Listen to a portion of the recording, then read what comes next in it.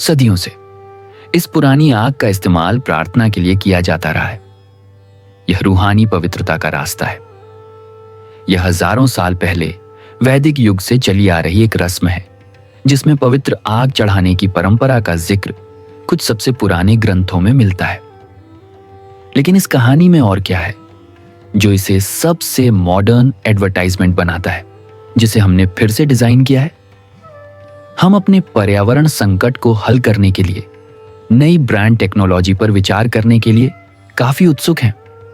लेकिन एक बढ़ता हुआ मूवमेंट उभर रहा है जो बताता है कि हमारे पूर्वजों ने शायद हमें इकोलॉजिकल तालमेल के लिए एक ऐसी प्रैक्टिस छोड़ी है जो साफ तौर पर दिखाई देती है। यह साइंस को नकारने के बारे में नहीं है, यह पुराने रीति रिवाजों और मॉडर्न चिंताओं के बीच के संबंध को खोजने के बारे में है।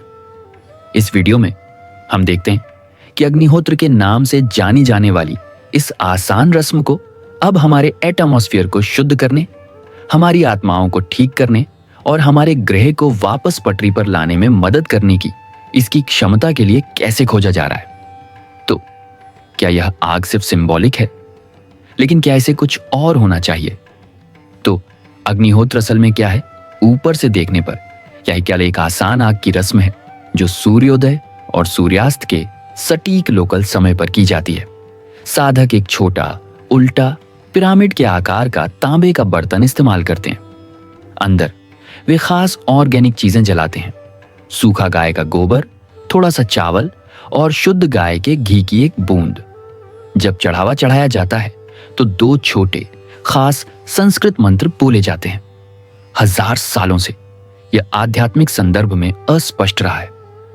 पुराने वैदिक ग्रंथों में इसे आग और सूरज के दिव्य सिद्धांतों का सम्मान करने के लिए एक बलि की रस्म के रूप में बताया गया है। इसका मकसद रत नाम की किसी चीज को बनाए रखना था या ब्रह्मांड को कंट्रोल करने वाली कॉस्मिक व्यवस्था। यह व्यक्ति को ब्रह्मांड के साथ तालमेल बिठाने का एक तरीका था। लेकिन हाल के दशकों में एक नया मतलब सामने आया है। एक अग्निहोत्र रीफ्रेम सिर्फ एक रस्म नहीं है, बल्कि पर्यावरण पर असर डालने वाली एक दोहराई जा सकने वाली प्रक्रिया है। उन्होंने इस मॉडर्न एप्लीकेशन को होमा थेरेपी कहा है और उन्होंने सुझाव दिया है कि इसका औचित्य अभी भी लोगों और ग्रह दोनों के लिए एक समग्र उपचार प्रणाली है। उनका मानना है कि खास मटेरियल, बर्तन का पिरामिड जैसा आकार और सही समय अपनी मर्जी से नहीं तय होते, बल्कि हवा, पानी और मिट्टी को साफ करने के लिए बनाए गए सिस्टम के जरूरी हिस्से हैं।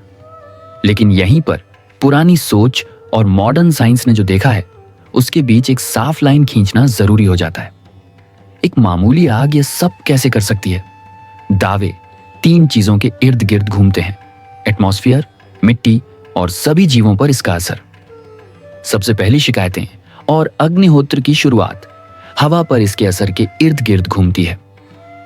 पॉल्यूटेंट से परेशान दुनिया में यह सोचना कि एक छोटी सी आग इसका मुकाबला कर सकती है उल्टा लगता है। आखिर किसी भी चीज को जलाने से एमिशन होता है। फिर भी होमा थेरेपी कम्युनिटी की एक छोटी सी शुरुआती रिसर्च बताती है कि कुछ दिलचस्प हो सकता है। उदाहरण के लिए कुछ पेपर्स ने हवा की क्वालिटी में बड़े बदलावों की रिपोर्ट की है।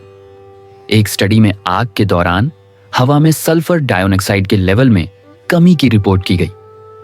एक और ने बताया कि धुआं हवा में मौजूद कुछ माइक्रोब्स की मौजूदगी को काफी कम कर सकता है। कुछ स्टडीज में हवा में मौजूद बैक्टीरिया में 90% से ज्यादा की कमी बताई गई है। ऐसा कैसे हो सकता है? वे एक ही केमिकल रिएक्शन बताते हैं। उनका मानना है कि सॉफ्ट ड्रिंक्स, घी और उनसे बनी चीजों का खास कॉम्बिनेशन जो सिर्फ प्रदूषण बढ़ाता है, हवा में मौजूद कुछ पॉल्यूटेंट्स और माइक्रोब्स के साथ इंटरैक्ट करके उन्हें न्यूट्रलाइज कर सकता है। यह बताना जरूरी है कि इन स्टडीज पर अच्छी तरह से रिसर्च नहीं की गई थी और उनके तरीकों पर बहस नहीं हुई है। मेनस्ट्रीम एटमॉस्फेरिक साइंस ने इन दावों को वैलिडेट नहीं किया है और इसे आमतौर पर पार्टिकुलेट मैटर जैसे पॉल्यूटेंट्स के सोर्स के तौर पर, कंबशन के तौर पर क्लासिफाई किया जाना चाहिए।